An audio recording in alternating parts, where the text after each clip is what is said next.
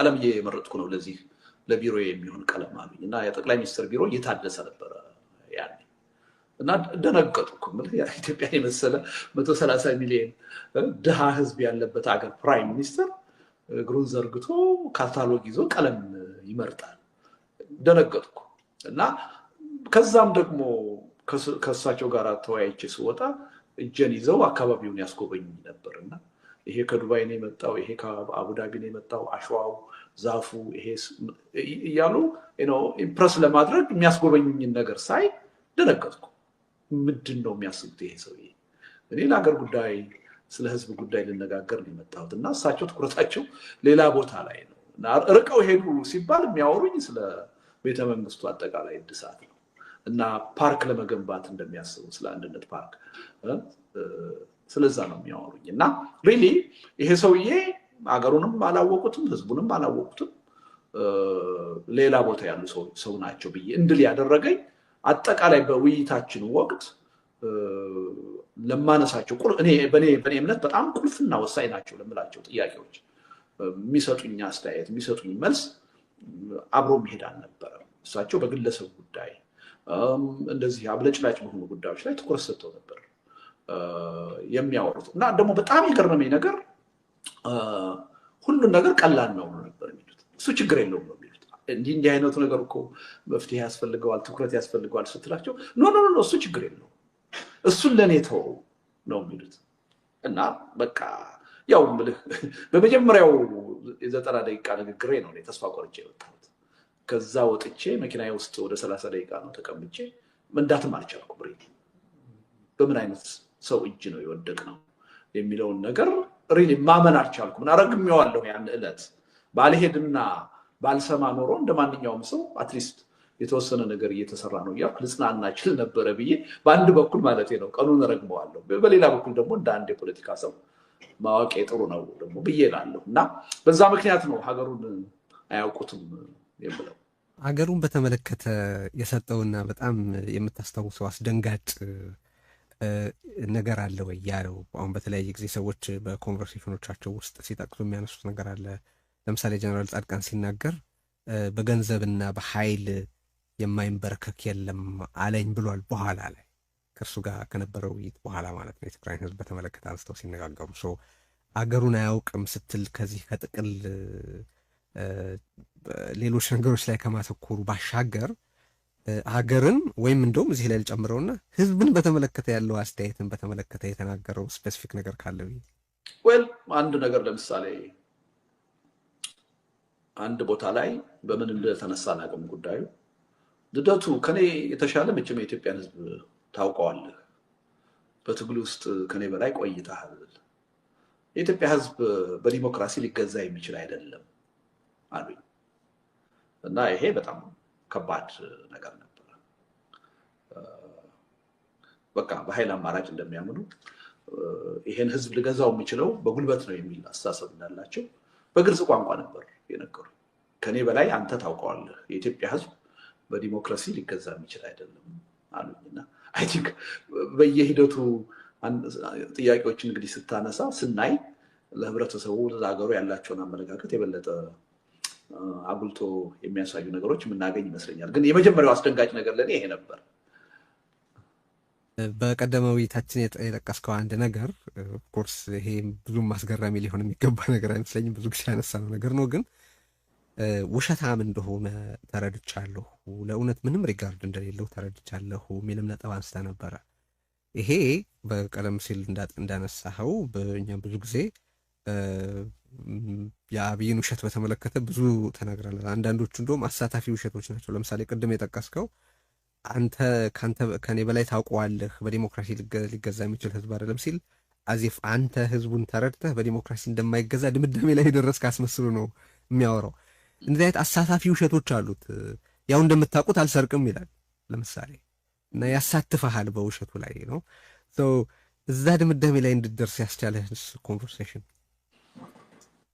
ወደሱ ከመሄዴ በፊት አንድ ቅድም ካልከው ጋራ ስለ ህዝብ ያላቸው አመለካከት አሁን ይሄ ከዚህ ከቤተመንግስቱ ግንባታ እና እድሳት ጋር ተያይዘው ሲያወሩኝ የሚገርም ነው። አሁን በቃ ቤተመንግስቱን በጥሩ ሁኔታ እያደስኩት ነው።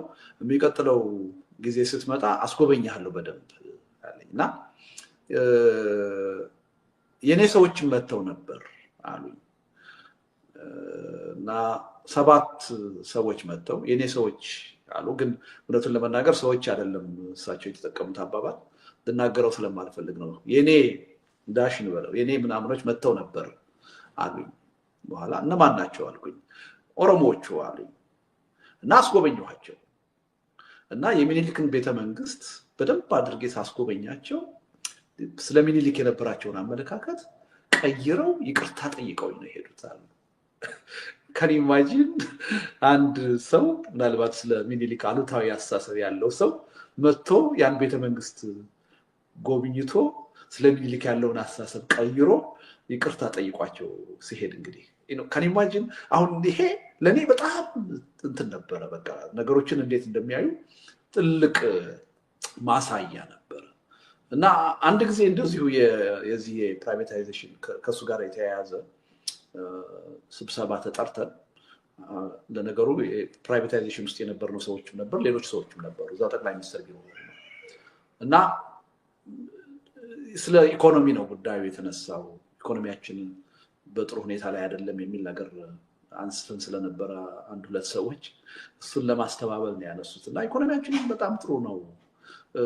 አሁን ትልቁ ወጫችን ይሄ ከውጭ ወደ ውስጥ የምናስገባው የወደብ ኪራይ ነው። እሱም አሁን እድሜ ለቴክኖሎጂ በጣም ቀላል መፍትሄ መጥቷል አሉ። እና ምንድን ሊሉ ነው ብዬ ስጠብቅ ባሎን በአየር ላይ የሚሄድ የባሎን አውሮፕላን ተፈጥሯል እና ከፍተኛ ቶን ያለው ጭነት በሱ ማመላለስ ስለሚቻል ከዚህ በኋላ የወደብ ጥያቄ ለኛ ጥያቄ አይደለም፣ አጀንዳ አይደለም ብሎ ሲናገሩ ሰማሁና እንደዚህ ነው። አንድን ትልቅና ግዙፍ ነገር በጣም ሲምፕሊፋይድ አድርገው ቀላል አድርገው ነው የሚናገሩትና በእያንዳንዱ ንግግራቸው ደነግጥ ነበር። ምክንያቱም በቃ ማመን አልችልም። አንድ ጠቅላይ ሚኒስትር እንዴት ነው እንዲህ ብሎ የሚያስበው? በምን እጅ ነው የወደቅነው የሚለው ነገር በጣም እንደው ትዝ ብሎኝ ነው አሁን የምታይበት ያልከኝ ነው። ሌላው አሁን ያልከው ነገር ይሄ እውነት ያለመናገር ወይም መዋሸት እና ደግሞ አብሮ ደግሞ መደነቅ፣ ይሄ ለአንዱ አንድ ነገር ነግሮ ለማስመሰል መሞከር፣ ይሄ በጣም በስፋት በግንኙነታችን ያየሁት ነገር ነበረ። ገና መጀመሪያ ፕራይም ሚኒስተር ሳይሆኑ እዛ ካልዲስ ሲያገኙኝ እና ሲተዋወቁኝ አድናቂ ነኝ ብለው ነው የተዋወቁኝ። እና በኢትዮጵያ 2 ፖለቲከኞች አሉ ብዬ ነው የማምነው። አንደኛው አቶ መለስ ነው፣ ሁለተኛው አንተ ነህ አሉኝ። እና ሁለታችሁን ነው የማደንቀው አሉኝ። እና ገረመኝ። እምልህ አንዳንድ ሊያመሳስለን የሚችል ነገር ሊኖር ይችላል እኔና አቶ መለስ። በፖለቲካ ረገድ ግን እኔና አቶ መለስን በአንድ ላይ ማድነቅ አይቻልም። ምክንያቱም በብዙ የፖለቲካ ጥያቄ የተለያየ አመለካከት ነው ያለ። እና ገረመኝ። ዝም ብሎ ነው ይሄ ሰው የሚያወራውን የሚያውቃል መሰለኝም ብዬ ዝም አልኩ። ምክንያቱም እኔንም አቶ መለስንም በፖለቲካ ማድረግ እኔ ተገቢ ነው የሚል እምነት የለኝም። አንዳንድ ሊያመሳስሉን የሚችሉ ነገሮች አሉ።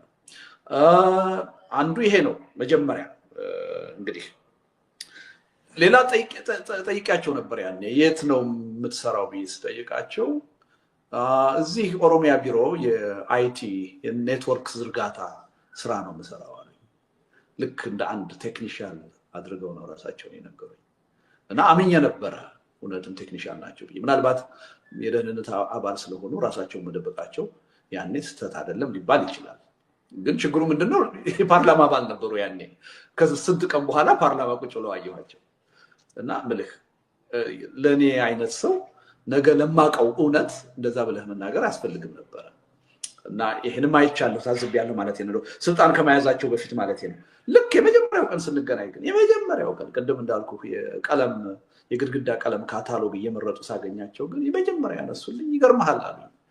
እኔ እነ ብርሃኑ እኮ በቃ ስላንተ ያላቸው አመለካከት በጣም የሚያሳዝን ነው እና እኔ ተሟግቻቸዋለሁ። እኔ ነገርኳቸው እናንተ እንደምትሉት አይደለም። ልደቱ በህዝቡ ውስጥ እንዳይወደድ ስሙ እንዲጠፋ ያደረግነው እኛ ኢህአዴጎች ነን። ይሄን ደግሞ ሆን ብለን የሰራነው ስራ ነው ብዬ ነገርኳቸው እና በጣም ኢምፕረስድ ሆኗል አሉ። እና ያው ሳቅ ብዬ ዝም አልኩ። እውነታቸው እንደ ሰው የሚያወሩት ያው ምልህ ከዛ በፊት መነሻዎች ስለነበሩኝ በሙሉ ላመነው የሚችል ነገር አልነበረም። ሌላው ግን ወዲያው ደግሞ ትንሽ ቆዩና ያስቸገሩኝ እኮ ያንተ ዘመዶች ናቸው አሉ። የኔ ዘመዶች እነማን ናቸው? እነዚህ ብአዴኖች ናቸው አሉ። ምን አደረጉ? አይ እኔ እኮ ታውቃለህ፣ አንተን እኮ በቃ የሰላም ሚኒስትር ላደርገው ወስኜ ነበር። ያኔ ታስታውስ እንደሆነ ሰላም ሚኒስትር በጣም ትልቅ መዋቅር ነበረ። ደህንነትንም መከላከያንም ኦልሞስት የሀገር ውስጥ ጉዳይ ሚኒስትር እንደማለት ነው በሞፈሪያት ጊዜ ማለት ነው። እኔ እኮ አንተን ነበረ የሰላም ሚኒስትር ላደርግ ፈልጌ ነበረው። ብአዴኖቹ አይቻልም፣ እንዴት ተቃዋሚ የሆነን ሰው የሰላም ሚኒስትር ታደርጋለህ ብለው ተቃወሙኝ። ዘመዶች የሚሉት በብሔር ማንነት ምክንያት ነው ማለት ነው። ዘመዶች ነው መጀመሪያ እንደው ዘመዶች እኔ ማን ናቸው ስል ነው ብአዴኖች ያሉ እና እንደዛ ነው። አሁን ላምነው የሚችለው ነገር አይደለም እና አሁንም ታዝቤ ዝም አልኩ። እኔን ለሳቸው ጥሩ አመለካከት እንዲኖረኝ እንደፈለጉ ገባኝ። የሚገርምህ ኋላ ደግሞ ከአመት በኋላ ምናምን ስታሰር እና ኦሮሚያ ክልል ታስሬ ስላክ ደግሞ ለኦሮሚያ ባለስልጣናት ምን ተብሎ ነው የተነገራቸው? ልደቱ ከነ አቶ ደመቀና ከነ አቶ ገዱ ጋር ሆኖ መፈንቅለ መንግስት ለማድረግ ሲያሴርብኝ ደርሼበት ነው እንዲታሰርና ወደ እናንተ እንዲመጣ ያደረኩት ብለው የሞተው ጠበቃዬ ነው የነገረኝ። ባለስልጣናት የኦሮሚያ ባለስልጣናት ናቸው የነገሩት። እንዴት ለሱ ጥብቅና ትቆማለህ? እሱ እኮ መንግስታችንን ለማፍረስ ከነገዱና ከነደመቀ ጋር ሲያሴር ተደርሶበት ነው። ጠቅላይ ሚኒስትሩ ይሄን ነግሮናል የሚል ነገር ተናገሩ። እና እንደዚህ አይነት ነገሮችን በተከታታይ አይቻለሁ። ሌላው ለምሳሌ እዛ ንግግር ስናደርግ መጀመሪያ ስለ የውጭ ምንዛሬ ያው ታስታውሳለህ በጣም ትልቅ ችግር ነበረና ኢህአዴግ በ20 ዓመት ያላገኘውን የውጭ ምንዛሬ እኔ በአንድ ዓመት ጊዜ ውስጥ ወይ ዓመት ባልሞላ ጊዜ ውስጥ ነው ያገኘሁት። 13 ቢሊዮን ዶላር ኦልሬዲ እጄ ውስጥ ገብቷል አለ። ገረመኝ በጣም እና ኦኬ ትልቅ ነገር ነው፣ ቀላል አይደለም፣ ይሄ ለሀገር የሚጠቅም ነገር ነው ምናምን ብዬ ዝም አልኩና ቅድም እንዳልኩ ያ ፕራይቬታይዜሽን ኮሚቴ ተቋቁሞ ስለነበረ እዛ ገንዘብና ትብብር ሚኒስቴር ለስብሰባ ተጠርተን ሄድኩኝ እና ስብሰባው ምን ነበር? እነዚህ ያሉ የመንግስት ካምፓኒዎች እንደ ቴሌ እንደ መብራት ኃይል ምናምን የመሰሉት መሸጥ አለባቸው የሚል አጀንዳ ነው የቀረበው። ከዛ እኔ እጄን አወጣሁኝና ጥያቄ ጠየቅኩ። እንዴ ለምንድን ነው ይሄ ሁሉ ሩጫ? ይሄ ሁሉ ሰነድ ዝግጅት ካምፓኒዎቹን ለመሸጥ ሩጫው ምንድን ነው? አንደኛ አሁን ልንሸጥበት የሚገባን ጊዜ አይደለም፣ የፖለቲካ ቀውስ ውስጥ ነው ያለነው። ሁለተኛ ለምንስ ነው የምንሮጠው? ለምን መሸጥ አስፈለገ ብዬ ጥያቄ ጠየቅኩ። በኋላ ስብሰባውን ይመሩት የነበሩት ሰው ማን ነበር ስማቸው? የትብብር ሚኒስትሩ አህመድ ሺዴ ናቸው። አህመድ ሺዴ አይ ፎሬን ከረንሲ ችግር ስላለብን እና ካልሸጥን ምንም አማራጭ የለም፣ ካምፓኒዎቹን እንኳን ባንሸጥ ኦልሬዲ ህጉን አውጥተን ላይሰንስ መሸጥ መጀመር አለብን እና ቀላል የማይባል ዶላር ነው ላይሰንስ በመሸጥ ሊገኝ የሚችለው እና አሁን እጅ ከወርች ተይዘናል። ለ3 ወር ለ6 ወር እንኳን ሰርቫይቭ ማድረግ አንችልም። ስለዚህ ከፍተኛ የሆነ የውጭ ምንዛሬ ችግር ስላለብን መሸጥ አለባቸው የሚል ክርክር አቀረቡ። አሁንም እጄን አወጣና እንዴ ምንድነው የሚያወሩት? እኔ ጠቅላይ ሚኒስትሩ ጋር ተገናኝተን ነበር፣ በአደባባይም ተናግረዋል። 13 ቢሊዮን ዶላር የውጭ ብድርና እርዳታ እንዳገኙ እኮ ተናግረዋል። ለምንድን ነው የዶላር ችግር አለ የምትለው ብዬ ጥያቄ ያቀረቡለት። ወደ 17-18 ሰዎች እዛ ውስጥ ያለ ዶክተር መራራ ዶክተር በየነ ብዙ የተቃዋሚ መሪዎች እና አቶ ኢየሱስ ወርቅ ዛፉ ብዙ ሰዎች ናቸው ያሉት። ምንም አላቅማማም። አህመድ ምንድን ነው ያለን? እሱ የሚናገረውን እርሳው ነው ያለ። ምንም ዶላር የለን፣ እሱ የሚናገረውን እርሳው አለ። ደነገጥኩ። አንድ የመንግስት ሚኒስትር ጠቅላይ ሚኒስትሩ የሚናገረውን ነገር እርሳው ብሎ ሲነግረኝ ውሸት ነው እያለኝ ደነገጥኩ እና ምንም የለንም፣ 3 ወር 6 ወር ሰርቫይቭ ማድረግ አይችልም። ስለዚህ ዶላር የግድ ያስፈልግናል እና አንዱ ክርክሬ ምን ነበር? ካምፓኒዎቹ የሚሸጡም ከሆነ ለኢትዮጵያውያን ባለሀብቶች ለምን አይሸጡም? ህዝቡ ራሱ እኮ በአክሲዮን እየተደራጀ ሊገዛቸው ይችላል የተወሰነው ፐርሰንት የሚል ነበር ጥያቄ። ብር አይደለም እኛ የምንፈልገው ዶላር ነው። እና እንደ መንግስት እንደ ሀገር መቀጠል አንችልም። እና ደነገጥኩ። እንዴት ነው ጠቅላይ ሚኒስትሩ ታዲያ እንደዚህ ብለው 13 ቢሊዮን ዶላር አገኘው ብለው ለኔ የሚነግሩ? እንዴት ይዋሹኛል ብዬ በጣም ደነገጥኩ ማለት ነው። እና ብዙ ነገር እንትን ልናገር እችላለሁ። እንግዲህ የመደለሉን ጉዳይ ስታስብ ታስታውሳለህ። እኔን በሚመለከት አንድ ዶክመንተሪ ፋና ቴሌቪዥን እንዲሰራ ተደርጎ ነበር። በፍጹም እኔ በማላውቅበት ሁኔታ እንደውም ያኔ እዚህ ሰሜን አሜሪካ ነው የነበርኩት። ላሊበላ ድረስ ሁሉ ክሩ ተልኮ ጋዜጠኞች ተልከው አብሮ አደግ ጓደኞቼ፣ የንግድ ፓርትነሮቼ፣ በፓርቲ ውስጥ ከኔ ጋር የሰሩ ሰዎች ሁሉ በባትሪ እየተፈለጉ በጣም ቆንጆ የሆነ ዶክመንተሪ ሁሉ እኔን በሚመለከት ተሰርቶ እንዲለቀቅ ተደረገ። እንግዲህ ስመለስ ሊያገኙኝና ያው አብሬ እንድሰራ የፓርቲ አባል እንደሆን ሊጠይቁኝ ሲፈልጉ ነው እንግዲህ ያ ነገር እንዲሰራጭ የተፈለገው ማለት ነው። እና በተጨባጭ እንደዚህ አይነት ነገሮችን አይ ነበረ። ምን ያህል ሰውየው ብዙ ርቀት እንደሚሄዱ ሰውን ለማግባባት ሰውን ለሰው የውሸት ወዳጅ መስለው ለመታየት ምን ያህል እንደሚጥሩ የሚያሳዩ ምሳሌ አድርጌ ነው ያነሳኋቸው። እነዚህ ብዙ ነገሮች ነበሩ ማለት ነው። ቅድም የጠቀስከውን ነገር ነበረ በውይይታችሁ መካከል መጀመሪያ በተገናኛችሁበት ጊዜም ሆነ ከዛ በኋላ ያላንተ ጥያቄ ስለ አቶ ለማ፣ ስለ ጃዋር፣ ስለ ጻድቃን፣ ስለ ሌሎችም ሰዎች አንስቶ ነበር የሚል ነገር ጠቅሰ ነበርና የአቶ ለማን ጃዋርንና ሌሎችን በተመለከተ የተናገራቸው ነገሮች በኋላ ሊመጣ ያለውን ነገር ያመላክቱ ነበሩ። ለምሳሌ በወቅቱ እንግዲህ እንደሚገባኝ ያገኘኸው ስልጣን ከያዘ በኋላ ከጥቂት ወራት በኋላ ነው አይደለም? ሰው በኋላ የለማ ቡድን መፍረስን የተመለከተ ለማን በተመለከተ ያኔ ብዙ ሰው የሚያውቀው አብረው እየሰሩ እንደሆነ በጋራ ለሆነ ግብ እየተንቀሳቀሱ እንደሆነ እንደዚህ ነው ቲም ለማ ተብሎ የሚጠራ ነበረ። ከዛ ጋር ይቃረን ነበር።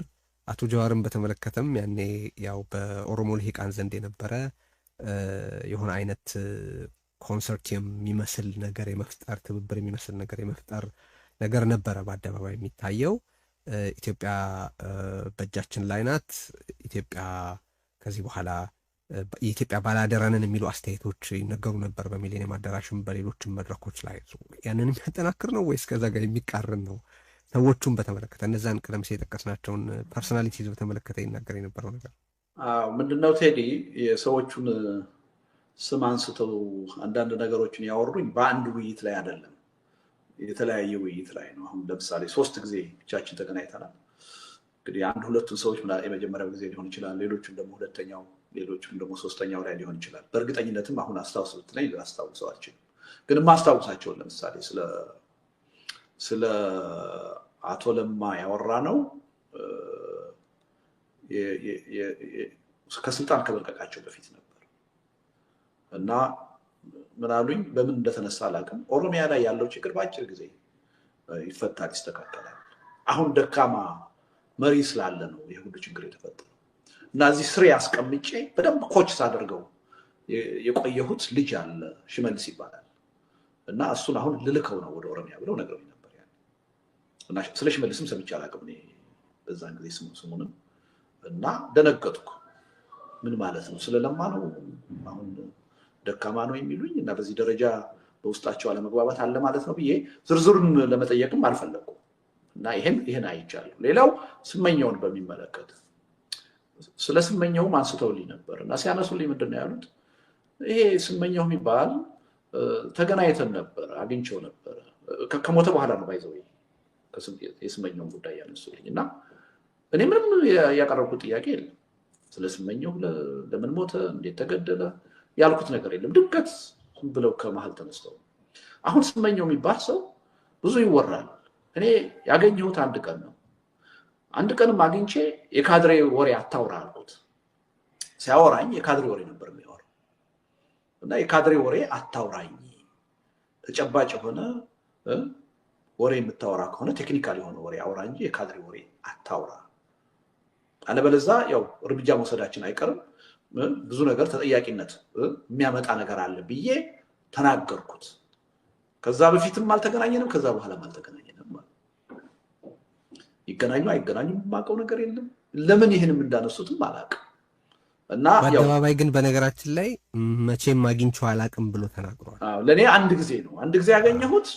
ሳገኘውም ጥያቄ ስጠይቀው የሚያወራው ነገር የካድሬ ወሬ ሆነብኝ። የካድሬ ወሬ አታውራ ብዬ አልኩት እና ይሄን ነው የጀዋርን ከእስክንድር ጋር ተያይዞ ነው ያነሱልኝ። እና ያው እስክንድር አጠፋ አሉኝ። ምን ነው አልኳቸው። አይ እነ ጀዋርን እኮ ልክ ለማስገባት ተቃርበን ነበረ እና ይሄን እያበላሸብን ያለው እስክንድር ነው አሉ። ለምን ስላቸው እሱ ነው የመብት አስከባሪ ነኝ እያለ ምን እንደምንሰራ ሳይገባው እሱ ነው ነገር እያበላሸብን ያለው። እኛ እነ ጀዋርን ልክ ለማስገባት ጫፍ ላይ ደርሰን ነበር፣ ያበላሸብን እስክንድር ነው አሉ። እንግዲህ ያኔ ታስታውሳለህ እስክንድር በአዲስ አበባ ጉዳይ በጣም አክቲቭ ነበርና ያንሳቸው እንግዲህ በዚህ መልኩ ነው ያዩት። አሁንም እኔ ጠይቄ አይደለም ለምን እንዳነሳሁትም አላውቅም።